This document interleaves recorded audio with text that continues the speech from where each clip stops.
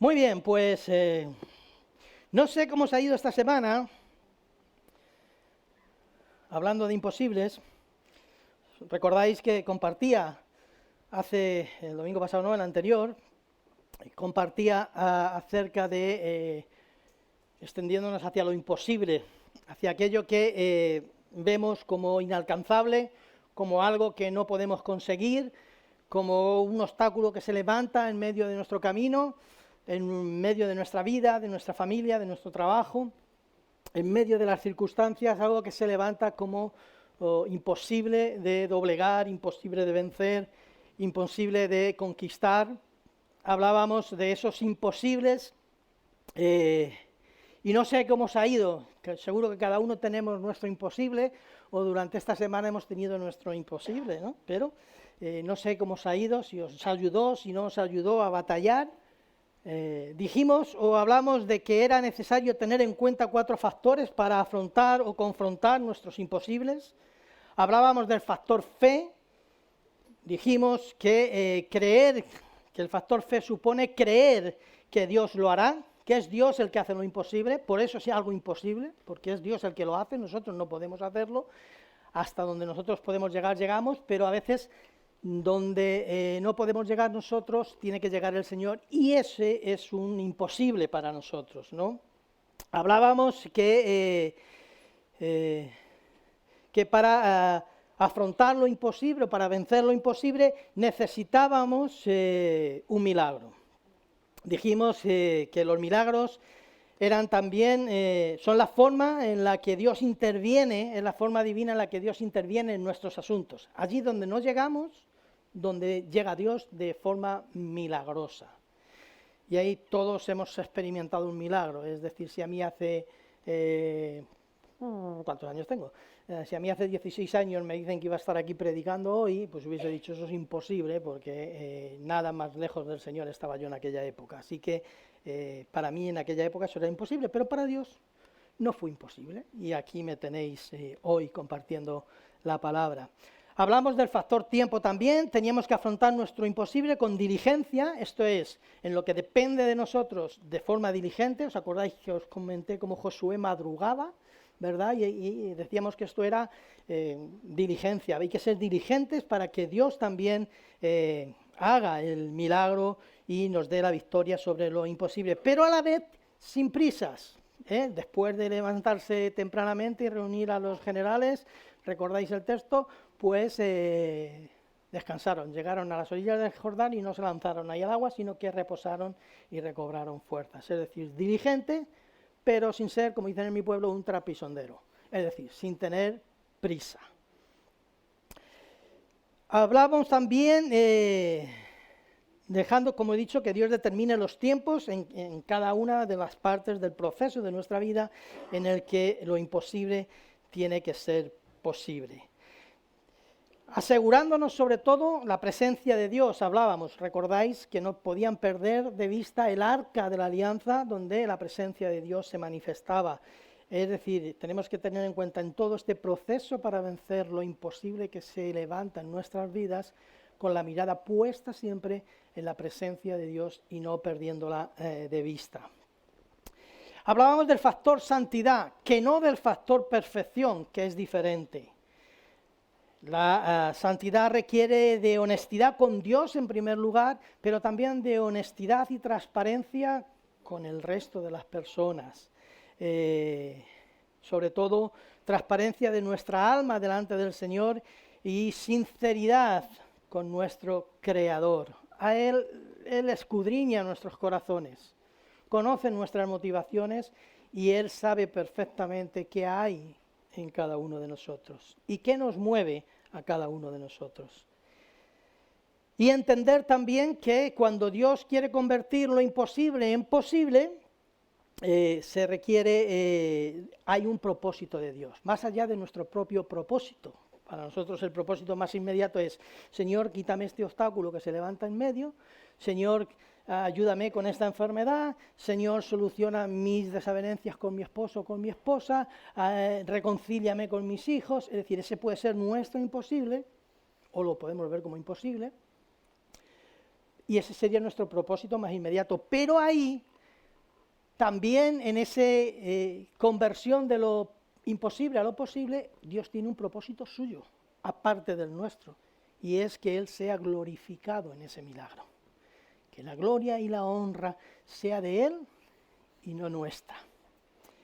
Muy bien, pues en esta línea, en nuestra victoria sobre lo imposible, Dios también nos tiene en cuenta y tiene en cuenta también nuestra participación y nuestras circunstancias. En el libro de Jueces, que es un libro que describe el periodo más negro del pueblo de Israel, donde cada uno repite hasta la saciedad en ese libro que cada uno hacía lo que bien le parecía, pues en este libro de Jueces, donde unas veces venían los enemigos y conquistaban a Israel, otras veces Dios levantaba un juez y echaba fuera a los filisteos, a los madianitas, y luego venían otra vez porque se habían apartado de Dios y eran tomados otra vez, y en fin, en ese ir y venir de ahora estamos con el Señor, las cosas nos van bien, ahora nos damos, las cosas nos van mal, en ese periodo, que es el periodo más negro del pueblo de Israel, a la muerte de Josué, a pesar de que él dijo, mi casa y yo serviremos a Jehová, pero parece ser que la generación que vino detrás de Josué no lo tenía tan claro. Parece que solo Josué y su casa lo tenían en claro, pero no el resto. Y supuso entrar en esa debacle, ahí están las historias de Gedeón, que es la que voy a compartir, la de Jefté, de Sansón, ¿no? De las columnas, ¿vale? Que no me acordaba. Ahí tenemos todas esas historias que también explican nuestros maestros en la escuela dominical, a veces demasiadas veces.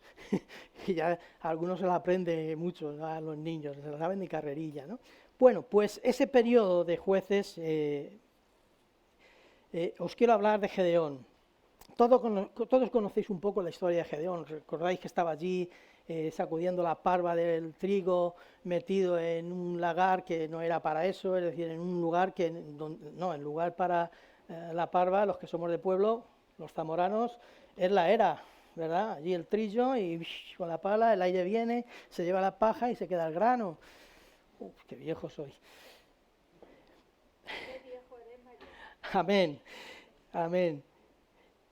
Pues allí estaba Gedeón y de allí el Señor, que nosotros a nuestros ojos pues le podíamos ver, pues este es un miedoso y está aquí escondido. Y sin embargo el Señor le dice, varón esforzado y valiente. Los conceptos del Señor son muy distintos a los nuestros, ¿no? Y ahí en Jueces capítulo 7, versículos de 2 al 7, dice así la palabra del Señor. Y Jehová dijo a Gedeón, el pueblo que está contigo es mucho para que yo entregue a los madianitas en tu mano. No sea que se alabe Israel contra mí diciendo, mi mano me ha salvado. Ahora pues, haz pregonar en oídos del pueblo diciendo, quien tema y se estremezca, madrugue, aquí tenemos otra vez la palabreja, es decir, sea diligente, madrugue y vuélvase. Desde el monte de Galaad, y se devolvieron de los del pueblo 22.000 y quedaron 10.000. O sea que había, si yo mis matemáticas no me fallan, había 32.000 junto con Gedeón. Ese era el ejército que Gedeón tenía, 32.000, y el Señor le dice, bueno, vamos a entrar en batalla con los madianitas, pero aquí hay mucha gente. Si oyes y lees los comentarios, verás que los madianitas eran mucho más todavía que esos 32.000, ¿vale? Sin embargo, Dios dice, aquí hay muchos, vamos ahí, vamos a ganar y os vais a venir arriba. Vais a decir, nuestras fuerzas han derrotado a los madianitas y no me vais a dar la gloria a mí. Así que vamos a hacer un primer filtro. El que conocía los corazones dice que hay 32, pero la mitad de ellos están giñados, están de aquella manera. Así que dijo, el que tenga miedo, que se vuelva. El que tenga miedo, el que esté en zozobra, el que esté, ay Señor, nos vamos a morir aquí todos, como que se vuelva. Y se volvieron 22.000. Dice que quedaron solo 10.000. Y Jehová dijo a Gedeón, cuando el Señor habla siempre nos pone en aprietos, aún es mucho el pueblo, Gedeón. Llévalos a las aguas y allí te los probaré. Es Dios el que prueba. No es Gedeón el que prueba. Es Dios el que prueba. Y allí te los probaré. A ver, que me he perdido aquí. Allí te los probaré. Y del que yo te diga, es el Señor el que dice. Y del que yo te diga, vaya este contigo, irá contigo. Mas de cualquiera que yo te diga, es el Señor el que dice, este no va contigo, el tal no irá. Gedeón ni abrió la boca. Le podía haber dicho, Señor, que ya me has quitado 22, ¿y ahora qué vas a hacer aquí? A ver cuántos quedan de estos. Entonces llevó el pueblo a las aguas, y Jehová dijo a Gedeón, cualquiera que lamiere las aguas con su lengua, como lame el perro, a aquel pondrás aparte. Todavía no le ha dicho quiénes son unos y quiénes son los otros. Y cualquiera que se doblare sobre sus rodillas para beber también, lo apartas a un lado. A unos, los que lamieran el agua con la boca y la lengua, a un lado. Y en otro lado, los que se arrodillan al río y beben directamente del río. No sabemos, hay comentarios de esto hay para hacer 40 predicaciones y no sé por qué dan tantos, porque el Señor no explica por qué unos y otros no. Unos dicen, es que unos estaban ya preparados y no querían perder el tiempo, otros se relajaron en la comodidad y se pusieron de rodillas. Bueno, que el Señor te dé a ti la interpretación que quiera. No me quiero detener en eso, pero hay un montón de comentarios acerca de esto. El caso es que el Señor utiliza eso para separar a unos de otros. Entonces,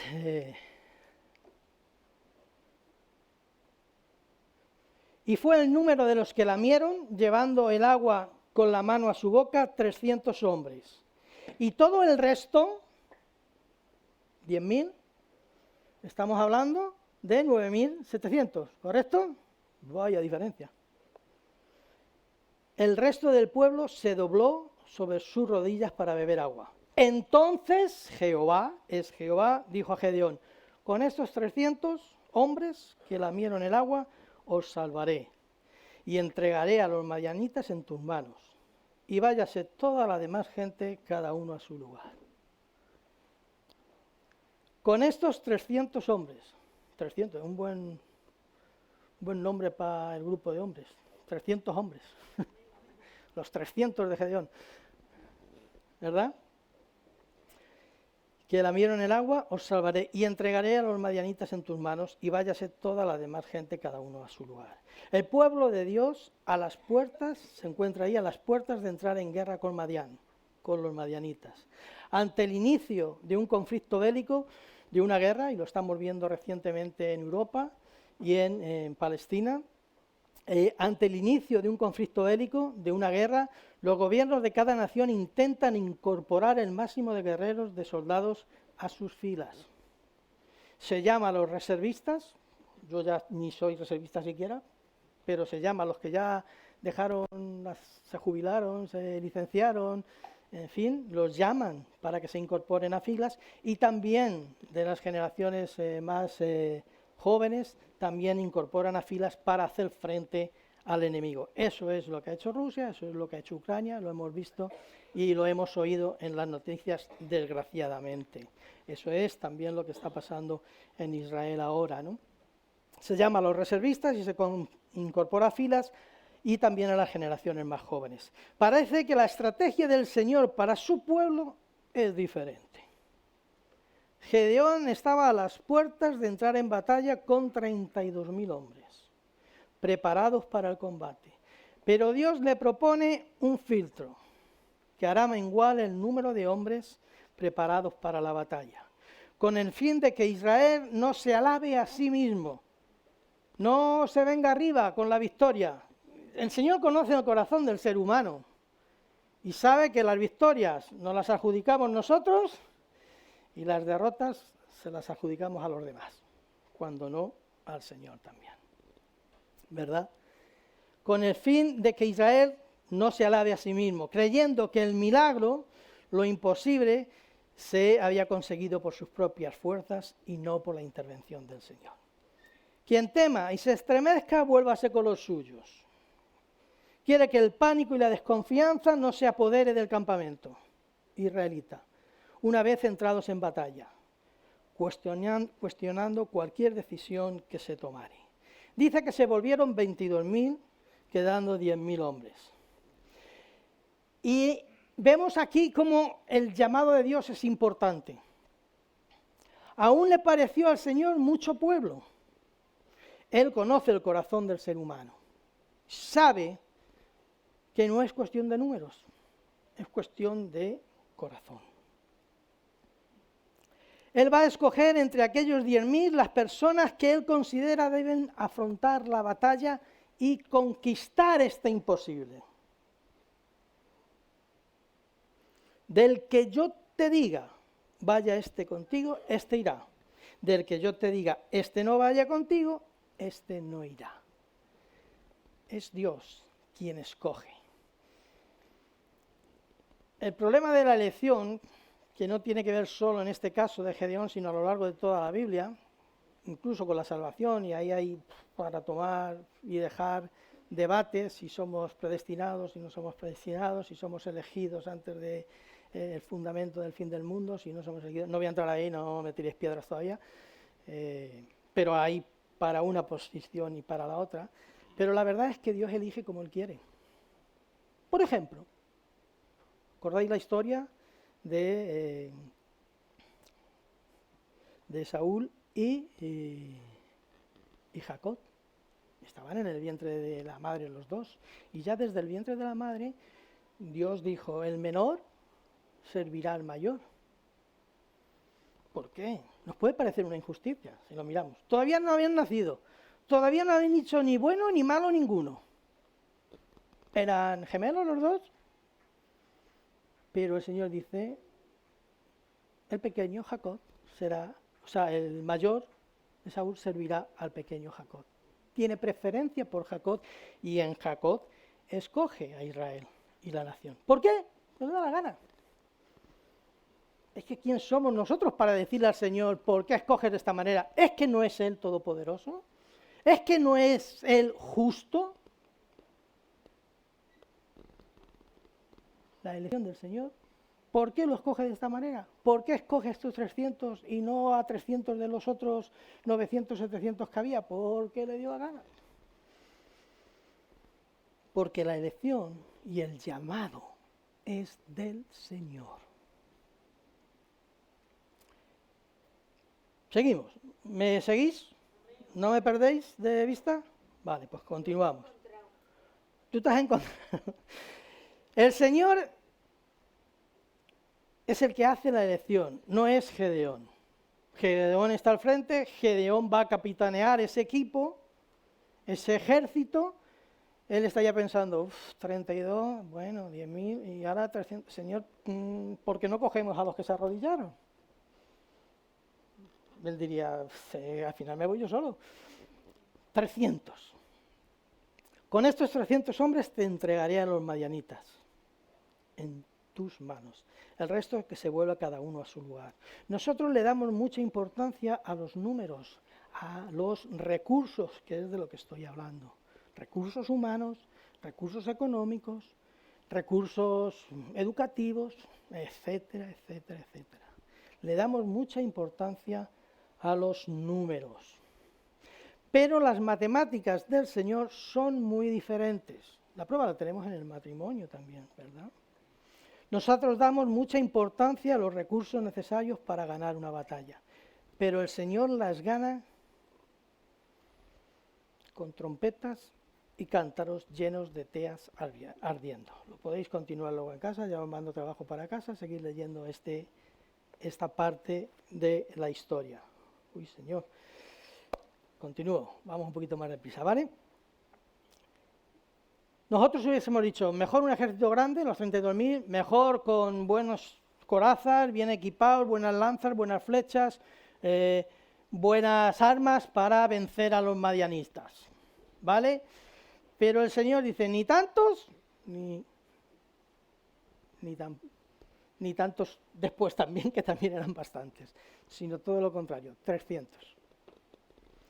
Y aparte, no hizo un casting de a ver quién es el que mejor dispara para elegir a los 300, a ver quién es el que mejor dispara, quién es el que mejor que lucha con la espada, quién es el que mejor se defiende, quién es... No. A ver, el que beba agua de esta manera y el que beba agua de la otra.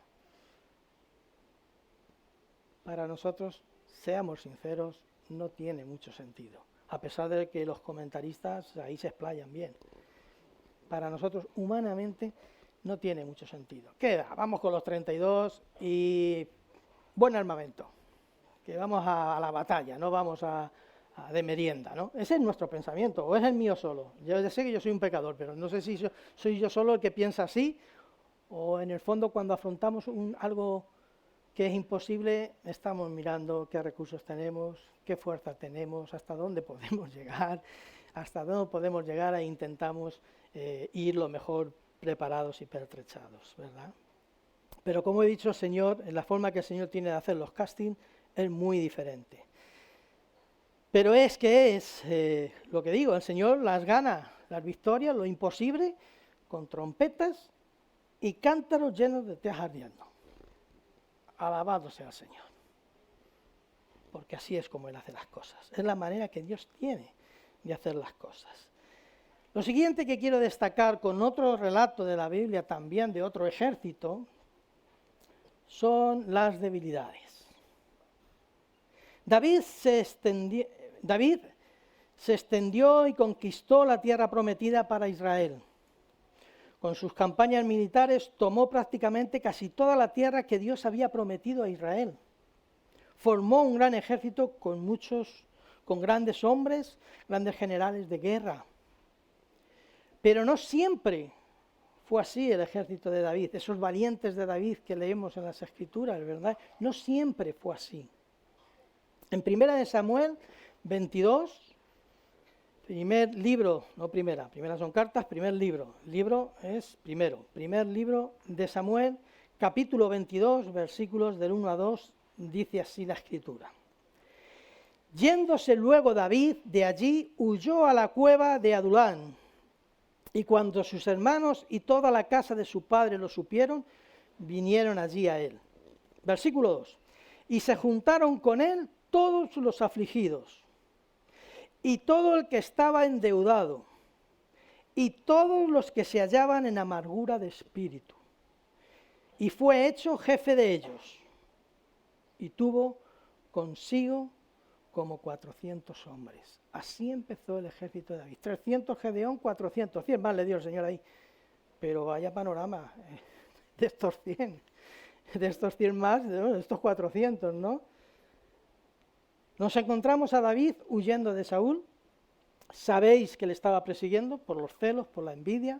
Después de vencer a Goliat, la fama de David se extendió. El rey tuvo envidia y celos y se lo quería cargar. Entonces David huye de Saúl y se tiene que refugiar en la cueva de Adulán, que está en terreno filisteo, en terreno enemigo. Leerlo hay una parte que quizás me la deje para compartir el domingo que viene, pero podéis ir, porque me llamó la atención en este pasaje, podéis leerla a ver si lo descubrís, que es cuando deja a sus padres con los enemigos, con los filisteos, y ahí hay una frase que a mí me tocó en el corazón y que estoy trabajando en ella. Pero bueno, cada cosa a su momento, vamos a seguir ahora con esto, ¿vale? Pero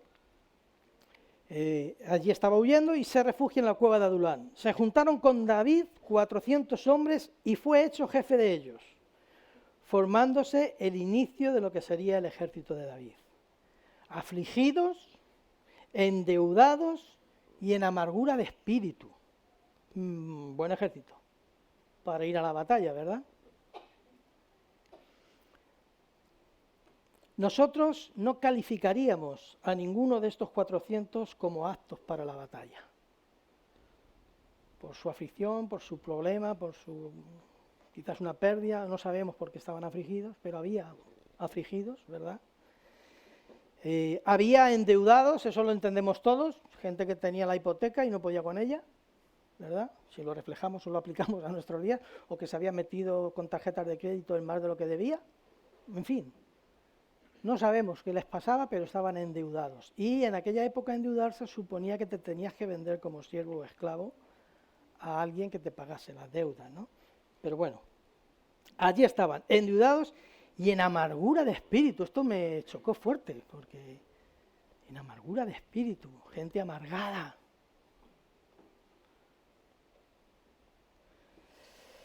Se juntaron con David. No, como he dicho, no los veríamos cualificados ni calificaríamos para que afrontaran un imposible que Dios convirtiera en posible. No creemos que Dios con ellos podría hacer muchas cosas, ¿verdad? Sin embargo, fue el germen del ejército de David. Fue donde David empezó a conquistar batallas y a conquistar el terreno de la tierra prometida, y luego se extendió, llegaron generales, llegó mucho más, pero este fue el inicio.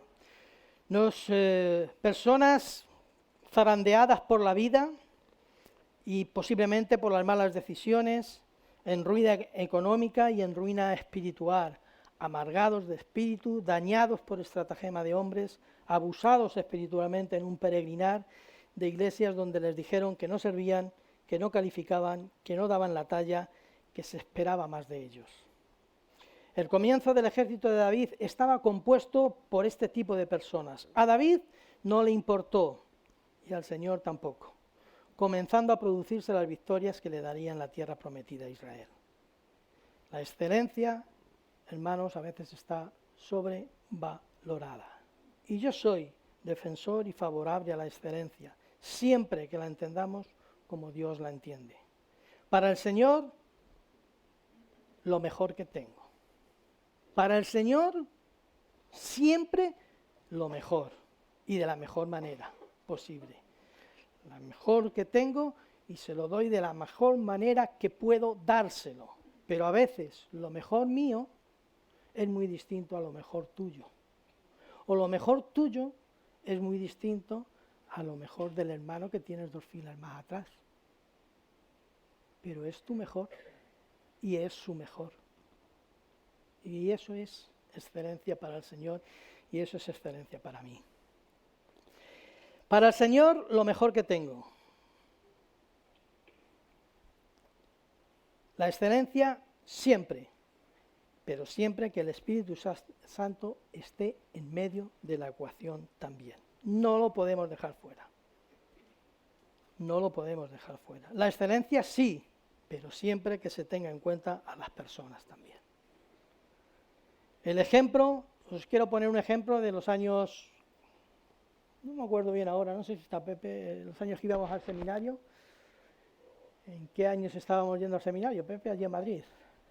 Surgió el movimiento, lo vais a conocer los más antiguos, el movimiento de visión celular, que era crear grupos de hogar por las casas.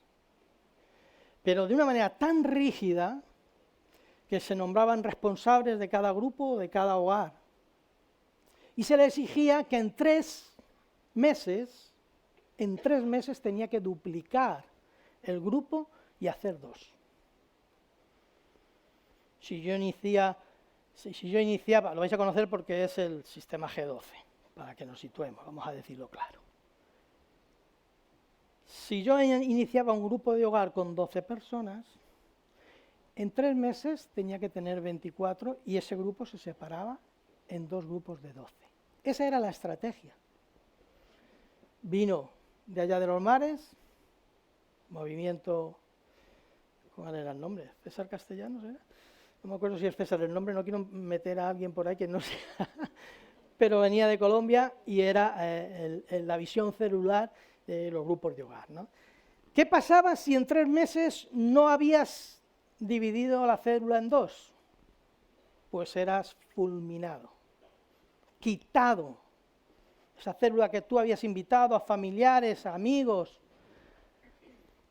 a gente que tú estimabas que necesitaban al Señor y que tenían que recibir a Cristo, pues si en 3 meses no lo duplicabas, no me sirves, fuera. Todavía hay gente que iba con nosotros al seminario dañada, que no quiere oír hablar de la iglesia, que no le digas que abra su hogar para formar un grupo de hogar, porque les hicieron sentirse inútiles, inservibles, desechados, porque esa escalera del éxito no se había subido y en 3 meses no se había duplicado la célula.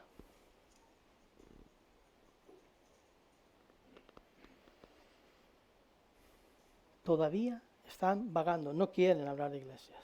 No le digas, ven a una comunidad, estás allí, no hace falta que vengas al culto. Déjame, Víctor.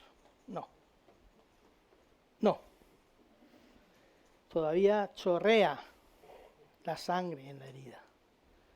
Ese movimiento fue en los años 90 por ahí, Pepe, creo recordar, ¿no? Quizás me esté equivocando en las fechas, pero sé que estábamos en el seminario. Finales, sí. Estábamos nosotros estudiando en el seminario entonces para las credenciales y todo lo que vino después. Excelencia sí, pero no podemos acelerar la obra del Espíritu Santo, y menos los pentecostales, porque creemos en el Espíritu Santo, creemos en el poder del Espíritu Santo, pero creemos también en la soberanía de Dios, de cómo Él hace las cosas. Y no puedes tú provocar no puedes planificar, en 3 meses voy a duplicar la célula y voy a bautizar a los de la primera célula y a los 6 voy a bautizar a los de la segunda. ¿Y el Espíritu dónde está en todo eso? En fin, concluyo. O no sé si concluyo. Ahí, Señor. Aquí.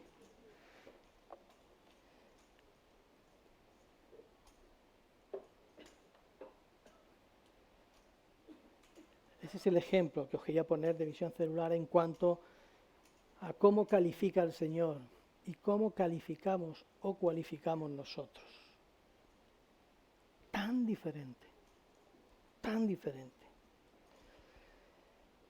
Nos vamos al Nuevo Testamento. Ya, Víctor, vaya paseo que nos has dado con Gedeón, vaya paseo que nos has dado con David, pero yo soy del Nuevo Testamento. Bueno, yo soy del Nuevo Testamento y del Antiguo, que me apunta al Nuevo y a Cristo desde Génesis hasta el final. Quiero decir, ¿vale? Porque a veces decimos, no, el Antiguo, algunos te preguntan en el trabajo, gente que no está muy acostumbrada, dice, pero vosotros no creéis en el Antiguo Testamento. Señor te reprenda. No, creemos en la palabra de Dios desde el principio hasta el fin.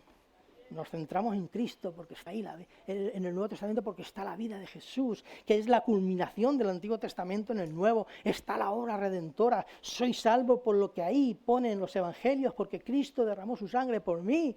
Y exalto lo que hizo Cristo porque estoy exaltando la obra de Dios, las promesas de Dios. En fin, te apasionas y te emocionas. Te dicen, estás loco. Vale, pero soy feliz con mi Señor. Amén. Ya está. Los apóstoles, Marcos 3, 13, 19. Después subió al monte y llamó así, es el Señor el que llama. Versículo 13, Marcos 3, 13, 19. Después subió al monte y llamó así a los que él quiso y vinieron a él. Cuando vemos la elección decimos, bueno, volvemos a decir, ¿cómo el Señor elige? Es como el Señor elige, no le vamos a cuestionar, ¿vale? Y estableció a 12. De aquí se sacaron todo aquello del grupo de los G12. El Señor escogió a 12, te preparas a 12, de esos 12 sale otro y prepara a 12. Y yo dije, os habéis olvidado que entre los 12 había un traidor. Teníais que haber cogido 11, por eso todo eso se fue un poco abajo, ¿no? Y estableció a 12 para que estuviesen con él y para enviarlos a predicar. Y que tuviesen autoridad para sanar enfermedades y para echar fuera demonios. Y empieza el listadito.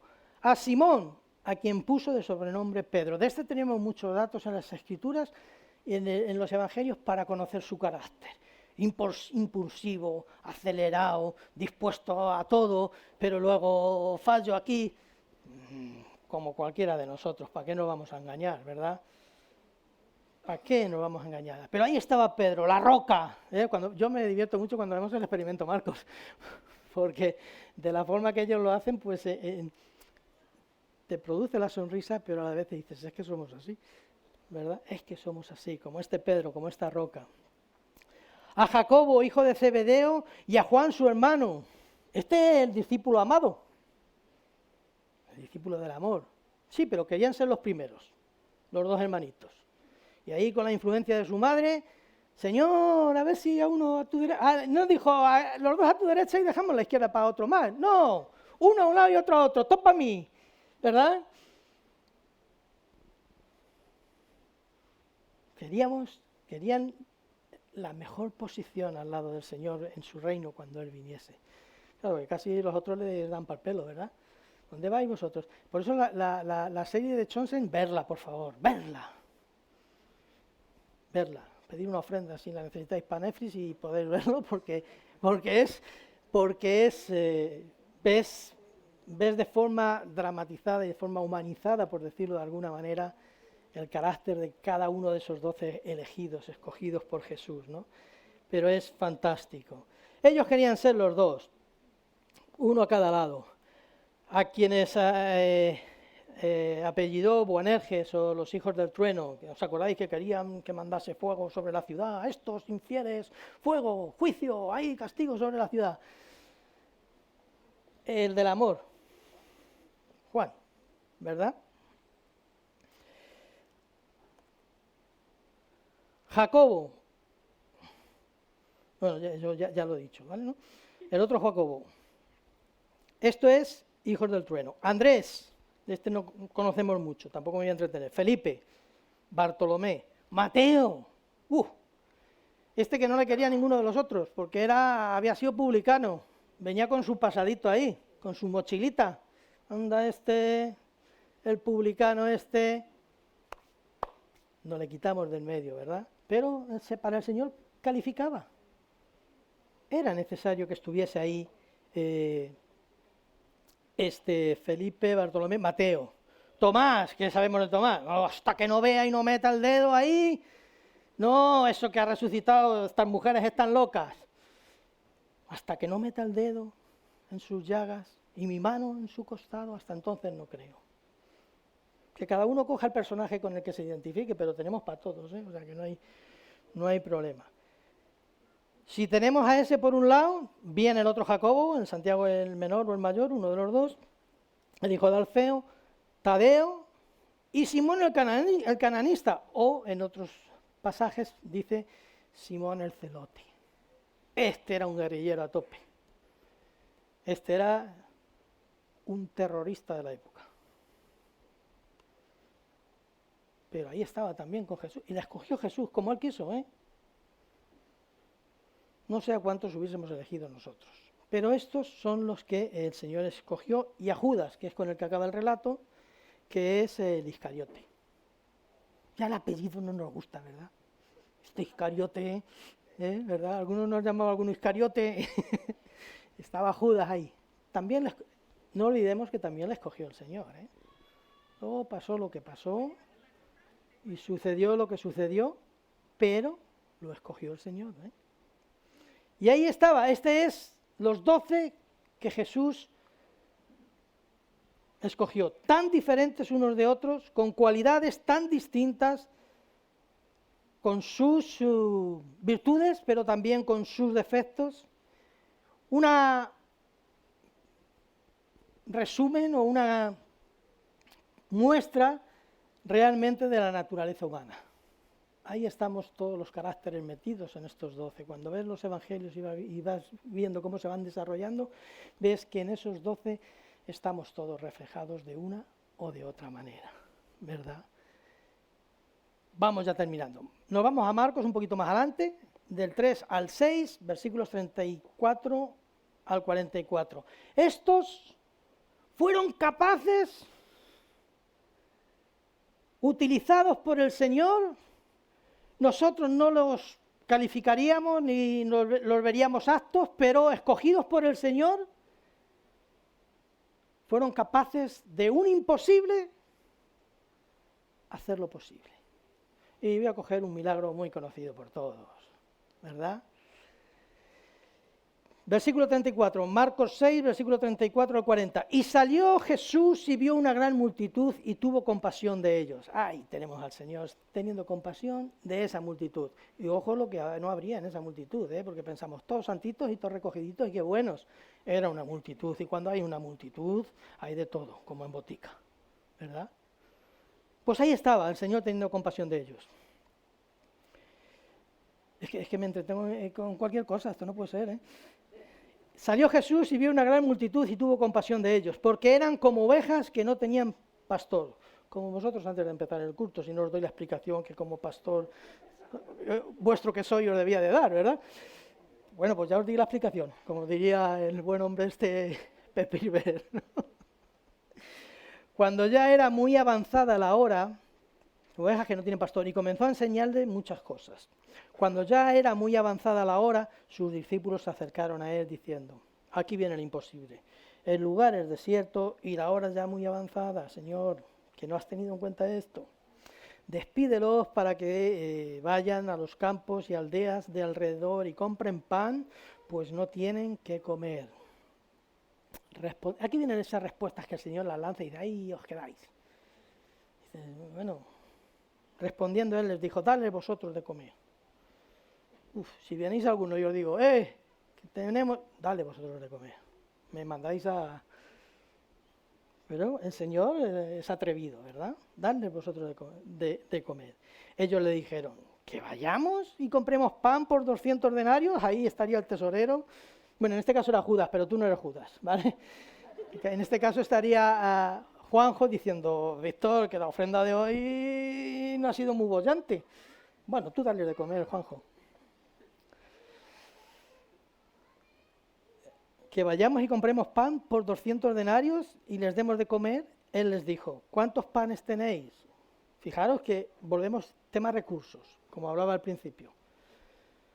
Ojalá le pudieran haber dicho, tenemos 400 panes y peces ni te cuento, ha venido el barco ahora mismo cargadito. Él dijo, ¿cuánto tenéis? A ver, 5 panes y 2 peces. Y les mandó que hiciesen recostar a todos por grupos, sobre la hierba verde. Y se recostaron por grupos de 100 en 100 y de 50 en 50. Las matemáticas del Señor son las matemáticas del Señor, y Él decide cómo se coloca y cómo se reparte estos 5 panes y estos 2 peces. Y levantando los ojos al cielo, Jesús, levantando los ojos al cielo, bendijo y partió los panes y dio a sus discípulos. Es decir, levanta los ojos al cielo, bendice aquellos alimentos y les dice, ahora vosotros darles de comer. ¡Hala! Ahí tenéis los 5 panecillos y los 2 pececillos. ¡Hala! Al toro que es una mona, como decimos por aquí, ¿no? ¡Hala! Empezar a repartir. Y dio a sus discípulos para que lo pusiesen delante y repartió los 2 peces entre todos. Y comieron todos y se saciaron y recogieron de los pedazos 12 cestas llenas y de lo que sobró de los peces. Y los que comieron eran 5.000 hombres. Aquí tenemos un imposible que se hace posible por la fe también de los apóstoles. Porque el Señor mira al cielo, que es donde tenemos que mirar para que lo imposible se haga posible. No tenemos que mirar en horizontal, tenemos que mirar al cielo. ¿De dónde vendrá mi socorro? Mi socorro viene de Jehová, que hizo los cielos y la tierra. ¿Amén? Jesús pone la mirada en el Señor. Mira, ora, bendice y venga a repartir. ¿Os habéis imaginado alguna vez cómo se produjo este milagro? Porque bueno, el de las sanidades, ora, dice sal fuera a Lázaro, resucita, camina por el mar, lo vemos ahí, Pedro luego se tambalea y se cae. ¿Cómo sería este milagro? Yo siempre me he planteado, ¿cómo sería este milagro? Oraría al Señor, de repente empezaron a caer canastas de pan y de peces, no sé, empezó a salir de la tierra el pan y los peces, no sé, es decir, de repente 50 canastos para repartir,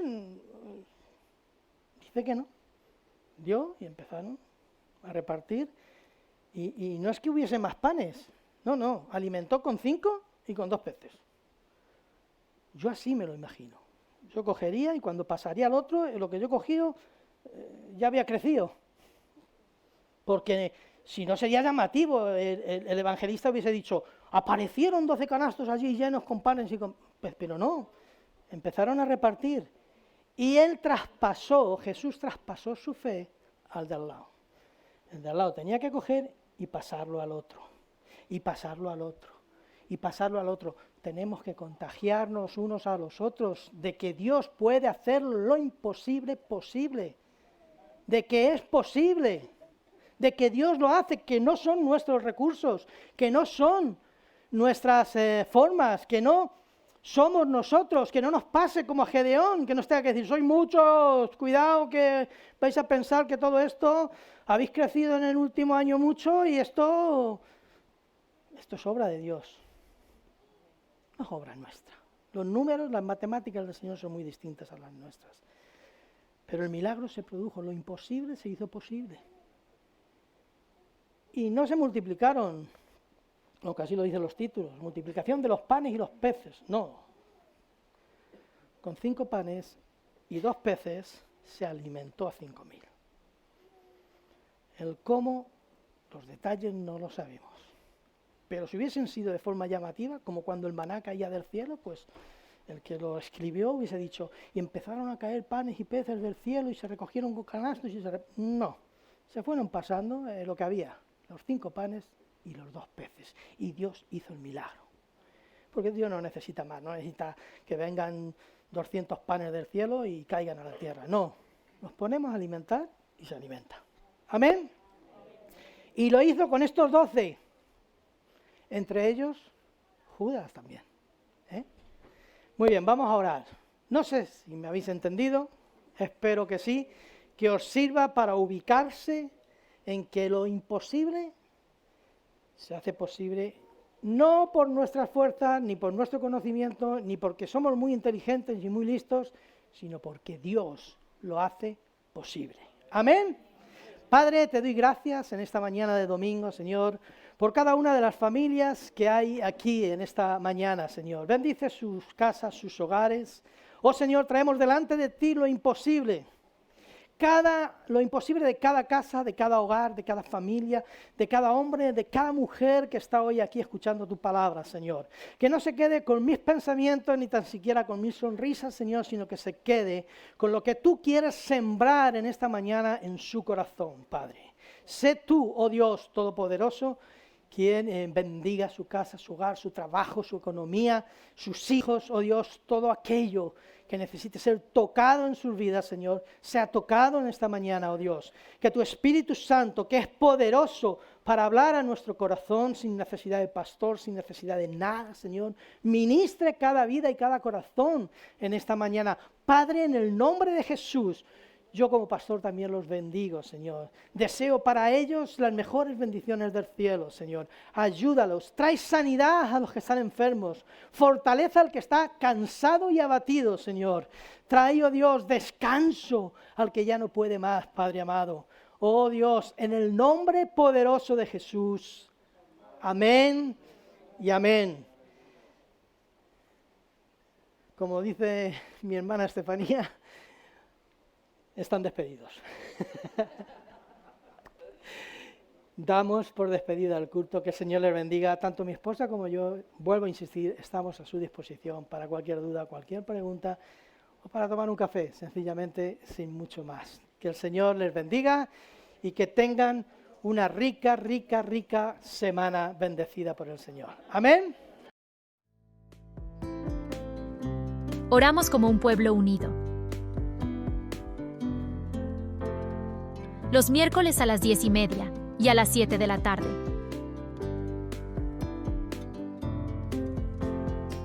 También los sábados a las 10:30.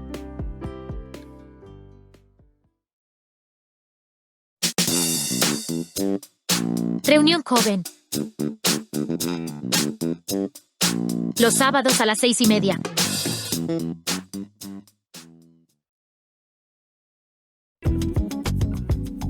El domingo celebramos y compartimos juntos, a las 11:30.